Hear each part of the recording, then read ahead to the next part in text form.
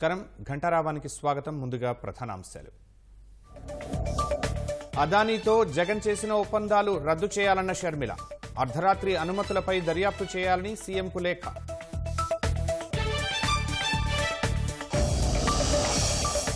రాష్ట్రం వైపు దూసుకొస్తున్న వాయుగుండం. ప్రతికూల పరిస్థితులతో ప్రధాని మోదీ విశాఖ పర్యటన రద్దు.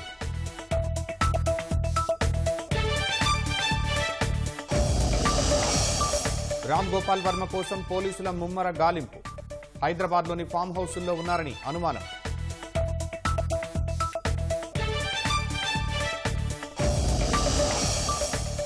మహారాష్ట్ర సీఎం పదవిపై వీడని ఉత్కంఠ. ఫడ్నవీస్కు అజిత్ పవార్ మద్దతిస్తున్నట్టు సమాచారం.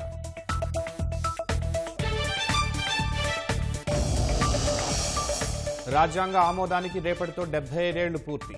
ఏడాది పొడవునా దేశవ్యాప్త వేడుకలు చేయనున్న కేంద్రం.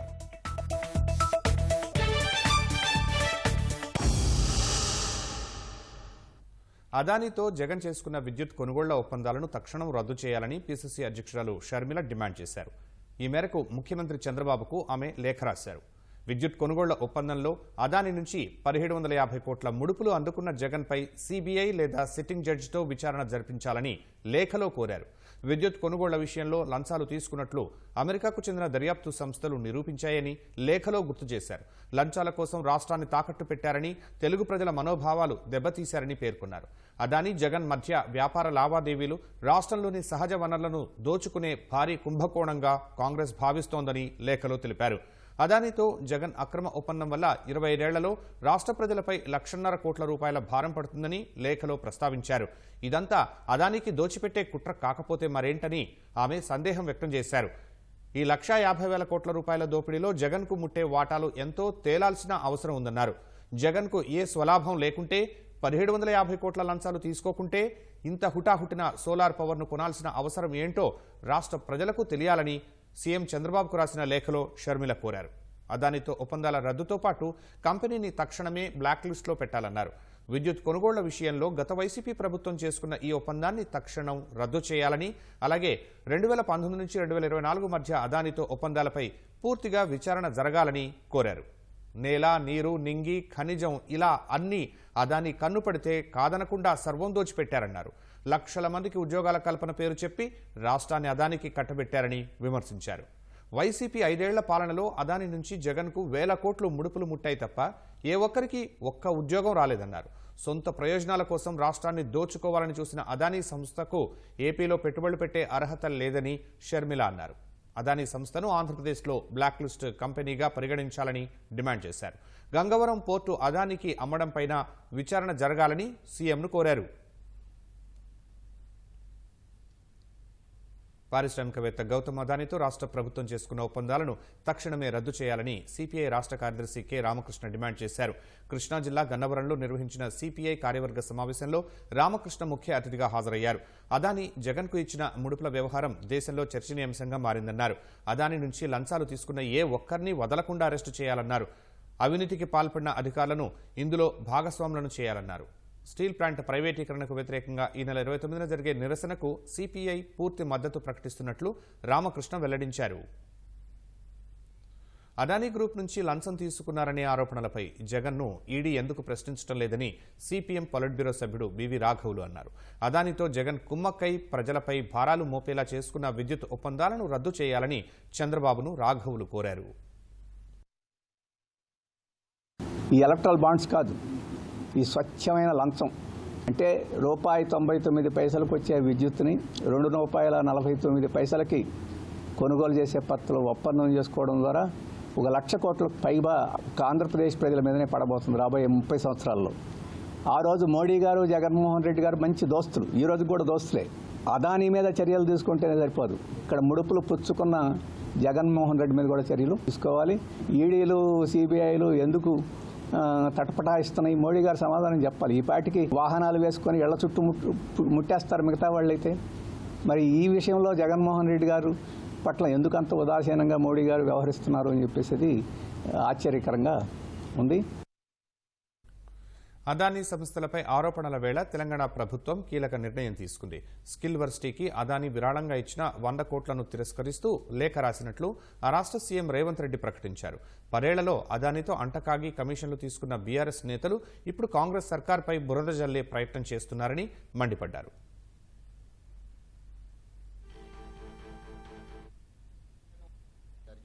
యంగ్ ఇండియా స్కిల్స్ యూనివర్సిటీకి అదానీ సంస్థ కూడా 100 కోట్ల రూపాయలను కార్పొరేట్ సోషల్ రెస్పాన్సిబిలిటీ కింద తెలంగాణ రాష్ట్ర ప్రభుత్వం ప్రారంభించిన యంగ్ ఇండియా స్కిల్స్ యూనివర్సిటీకి ఇస్తాము అని చెప్పి ఆమోద లేఖ ఇవ్వడం జరిగింది.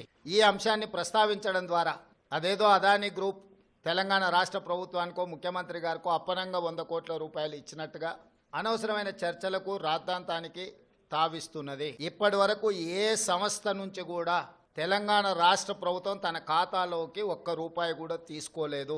అనవసరమైన చర్చలలో తెలంగాణ ప్రతిష్ట కానీ వ్యక్తిగతంగా నా గురించి చర్చ జరగడం, మా మంత్రివర్గ సహచరులకు నాకు ఎలాంటి సుతారము ఇష్టం లేదు. అందుకే స్పష్టంగా నిన్ననే రాష్ట్ర ప్రభుత్వం తరఫున అదానీ గ్రూప్ ఆఫ్ కంపెనీస్కి మా అధికారి జయేష్ రంజన్ ద్వారా లేఖ రాయడం జరిగింది. జరుగుతున్న వివాదాలు, ఆరోపణలు, రకరకాల పరిస్థితుల వల్ల తెలంగాణ రాష్ట్ర ప్రభుత్వం మీరు ముందుకు వచ్చి ఉదారంగా తెలంగాణ యంగ్ ఇండియా స్కిల్స్ యూనివర్సిటీకి ఇస్తాన్న 100 కోట్ల రూపాయలను తెలంగాణ రాష్ట్ర ప్రభుత్వము స్వీకరించడానికి సిద్ధంగా లేదు. కాబట్టి దయచేసి మీ 100 కోట్ల రూపాయలను యంగ్ ఇండియా స్కిల్స్ యూనివర్సిటీకి బదిలీ చేయొద్దు అని చెప్పి విస్పష్టంగా వారికి లేఖ రాయడం జరిగింది. పక్క రాష్ట్రాలు, పక్క దేశాలలో అదానీ గ్రూప్ ఆఫ్ కంపెనీస్ మీద జరుగుతున్న వివాదానికి తెలంగాణ రాష్ట్ర ప్రభుత్వానికి ఎలాంటి సంబంధం లేదు. రాష్ట్ర ప్రభుత్వ ప్రయోజనాల కోసం తీసుకున్న నిధులను కూడా రాజకీయ కోణంలో ఆరోపణలు చేయడం ద్వారా నిరుద్యోగ యువకులకు నష్టపరిచే విధంగా వ్యవహరించే వాళ్లకు రాష్ట్ర ప్రభుత్వం ఈ నిర్ణయం తీసుకున్నది. వాళ్ళందరూ కూడా ఈ అంశాన్ని పరిగణలోకి తీసుకోవాల్సిందిగా నేను ఈ సందర్భంగా తెలియజేస్తున్నా. రాష్ట్రంలో సౌర విద్యుత్కు ప్రోత్సాహకాలపై ముఖ్యమంత్రి చంద్రబాబు సమీక్ష నిర్వహించారు. సచివాలయంలో జరిగిన సమీక్ష సమావేశంలో పీఎం సూర్యఘర్, ప్రభుత్వ కార్యాలయాల్లో సోలార్ విద్యుత్ పరికరాల ఏర్పాటుపై చర్చించారు. ఎస్సీ ఎస్టీ గృహాలకు సోలార్ విద్యుత్ సౌకర్యం ఏర్పాటుపై అధికారులను అడిగి వివరాలు సేకరించారు. కుసుమ్ పథకం, సోలార్ విలేజ్ అంశంపై చర్చించారు. 100% సోలార్ విద్యుత్ కార్యక్రమానికి కుప్పం నియోజకవర్గాన్ని పైలట్ ప్రాజెక్టుగా ప్రభుత్వం తీసుకుంది. పుట్టపర్తిలోని శ్రీ సత్యసాయి జిల్లా కలెక్టరేట్లో మల్లాపల్లికి చెందిన చెన్నప్ప అనే రైతు పెట్రోల్ డబ్బాతో ఆత్మహత్య యత్నం చేయబోగా పోలీసులు అడ్డుకున్నారు. తన పొలాన్ని ఆన్లైన్ చేయాలని గోరంట్ల ఎంఆర్ఓకి ఎన్నిసార్లు ఫిర్యాదు చేసినా పట్టించుకోలేదని తెలిపారు. తనకు చావే శరణ్యమని ఆవేదన వ్యక్తం చేశారు. 2.5 ఎకరా ఒక తప్ప 1093లో కొన్నా, మళ్ళీ ఒకటి మళ్ళీ 1099లో మళ్ళీ కొన్నా. 2 తపాలు 2005లో పట్ట వేసామని గవర్నమెంట్. మళ్ళీ 2013లో మళ్ళీ మనకు అమ్మిండేవాడు మళ్ళీ వేరే కమ్మినారు. వెంకటేశ్వర రంజన్ అనేవాడు మళ్ళీ వాళ్ళకి అమ్మినారు. ఎంఆర్ ఏం చెప్తాడు, ఇదిగో రేపు ఇక మొన్నాడని 2 తపాలు వచ్చాడు చేనులోకి, చూస్తాడు పక్క బొమ్మలతో విసారిస్తాడు. ఏమయ్యా న్యాయం వాళ్ళదే సార్, పాస్బుక్ ఉంది ఆల్రెడీ, ఆన్లైన్ లేదు సార్ అని చెప్పినాను. అన్నీ చూసినాడు. చూసి మళ్ళీ చెప్తాడు, నీ చేనులోకి విసారుతాను, నీ భూములు పక్క బొమ్మలు తీసుకెళ్తాను అని చెప్పాడు. వాళ్ళు వచ్చినారు 5 మంది వచ్చి చెప్పారు, ఇక సార్ ఇది ఆయనే 25 నుండి వాడే ఉన్న చేనులో ఉన్నాడు, ఈయన మధ్య దూరి 2 దెబ్బ కొని పని ఏడిపిస్తానని చెప్పారు. చెప్పి ఇందా సార్ సత్యపొలం వచ్చినా నేను పొద్దు ఏం చేస్తాను, ఇంకా నిన్న అతను కాదు సార్. బంగాళాఖాతంలో ఏర్పడిన వాయుగుండం రేపటిలోగా మరింత బలపడి తీవ్ర వాయుగుండంగా మారే అవకాశం ఉందని విశాఖ వాతావరణ శాఖ హెచ్చరించింది. దీని ప్రభావంతో దక్షిణ కోస్తా, ఉత్తర కోస్తాలో రేపు, ఎల్లుండి తేలికపాటి వర్షాలు కురిసే అవకాశం ఉందంటున్న వాతావరణ శాఖ అధికారులు తెలిపారు. 24 గంటల్లో వాయువ్య దిశలోనే పయనించి తీవ్ర వాయుగుండంగా ఇంకొంచెం ముందుకు వెళ్లే అవకాశం ఉంది. 2 రోజుల్లో తమిళనాడు, శ్రీలంక తీరాల మధ్య చేరి అది వాయుగుండంగా కొనసాగించే అవకాశం ఉంది. వాయుగుండం ప్రభావంతో మొదటి 2 రోజుల్లో దక్షిణ కోస్తా తీరంలో ఐసోలేటెడ్ రెయిన్ ఫాల్స్ పడే అవకాశం ఉంది. తదుపరి 2 రోజుల్లో 1-2 చోట్ల నుంచి కొంచెం కొన్ని ప్రాంతాల్లో వర్షం పడే అవకాశం ఉంది. 28, 29 నుంచి వర్షపాతం ఎక్కువ ప్రాంతాల్లో నమోదయ్యే అవకాశం ఉంది. తేలిక నుంచి మోస్తరు వర్షాలు. ఉత్తర కోస్తాలో 2 రోజులు డ్రైగా ఉంటుంది, 3వ రోజు ఐసోలేటెడ్ ఉంటుంది. 4-5 రోజుల్లో అది స్కాటర్డ్, తరువాత అది మెనీ ప్లేసెస్ కి వెళ్లే అవకాశం కనిపిస్తుంది. నెల్లూరు, తిరుపతి జిల్లాల్లో మీకు 1-2 చోట్ల 20 6వ తేదీన భారీ వర్షపాతం నమోదయ్యే అవకాశం ఉంది. 27, 28 తేదీల్లో ప్రకాశం, నెల్లూరు, తిరుపతి జిల్లాల్లో 1-2 చోట్ల భారీ వర్షపాతం నమోదయ్యే అవకాశం ఉంది. 29వ తేదీన నార్త్ కేప్ జిల్లాలైన శ్రీకాకుళం, విజయనగరం, విశాఖపట్నం, అనకాపల్లితో పాటు తిరుపతి, నెల్లూరు, ప్రకాశం జిల్లాల్లో కూడా 1-2 చోట్ల భారీ వర్షపాతం నమోదయ్యే అవకాశం ఉంది. ఈ వాయుగుండం ప్రభావం వలన 26వ తేదీన దక్షిణ కోస్తా తీరంలో గంటకు 35 నుంచి 45, గరిష్టంగా 55 కిలోమీటర్ల వేగంతో గాలులు వీచే అవకాశం ఉంది. 27, 28, 29 రోజుల్లో దక్షిణ కోస్తా తీరంలో 55 నుంచి 65, గరిష్టంగా 75 కిలోమీటర్ల వరకు గాలులు వీచే అవకాశం ఉంది. 30వ తేదీ ఉదయం వరకు కూడా మత్స్యకారులు వేటకు వెళ్లవద్దని హెచ్చరించడం జరిగింది. ప్రధాని నరేంద్ర మోదీ విశాఖ పర్యటన రద్దయింది. ఈ నెల 29న ఆంధ్ర విశ్వవిద్యాలయం ఇంజనీరింగ్ కళాశాల మైదానంలో జరిగే బహిరంగ సభలో ప్రధాని మోదీ పాల్గొనాల్సి ఉంది. అదే వేదికపై నుంచి అనకాపల్లి జిల్లా పూడిమడకలోని ఎన్టీపీసీ గ్రీన్ హైడ్రోజన్ హబ్ శంకుస్థాపనతో పాటు కొన్ని రైల్వే ప్రాజెక్టులు, జాతీయ రహదారులను జాతికి అంకితం చేయాల్సి ఉంది. అయితే ఏపీలో తుపాను ప్రభావంతో ప్రధాని పర్యటన రద్దయినట్లు సమాచారం. మాజీ మంత్రి అంబటి రాంబాబు సోదరుడికి చెందిన హైరైజ్ అపార్ట్మెంట్స్ నిర్వాహకులపై పొన్నూరు ఎమ్మెల్యే ధూళిపాళ్ల నరేంద్ర కాలుష్య నియంత్రణ మండలికి ఫిర్యాదు చేశారు. పర్యావరణం సహా అనేక నిబంధనల ఉల్లంఘనలపై చర్యలు తీసుకోవాలని అధికారులను ఆయన కోరారు.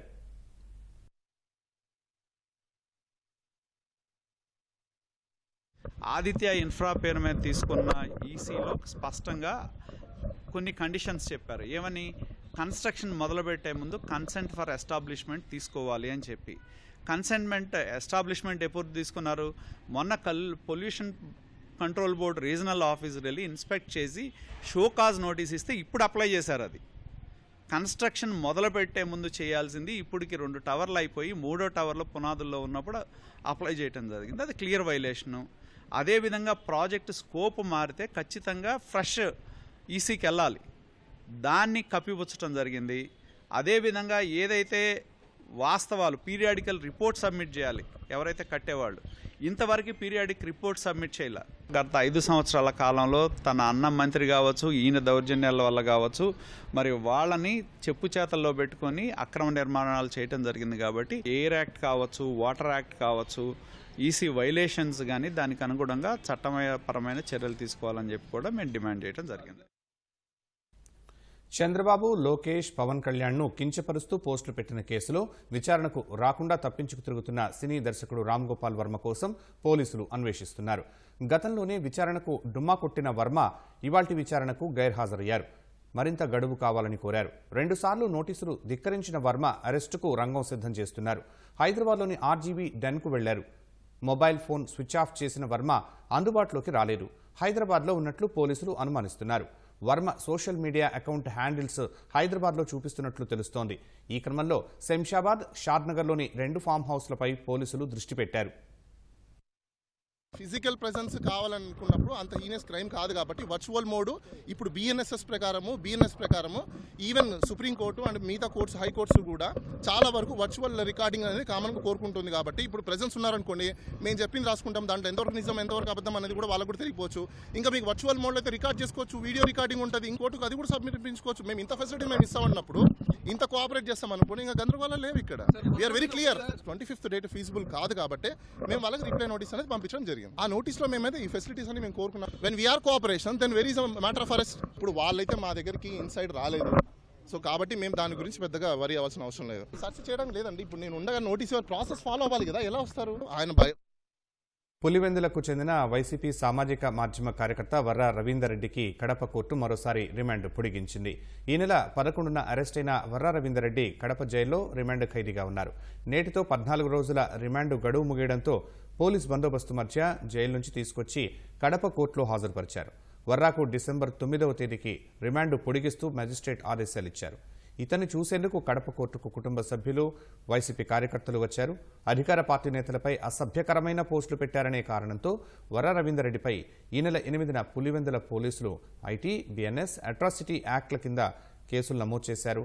ఈ కేసులో సజ్జల భార్గవరెడ్డి, అర్జున్ రెడ్డితో పాటు మరో 15 మందిని విచారించేందుకు పోలీసులు 41A నోటీసులు జారీ చేశారు. కానీ సజ్జల భార్గవరెడ్డి, అర్జున్ రెడ్డి విచారణకు హాజరు కాలేదు.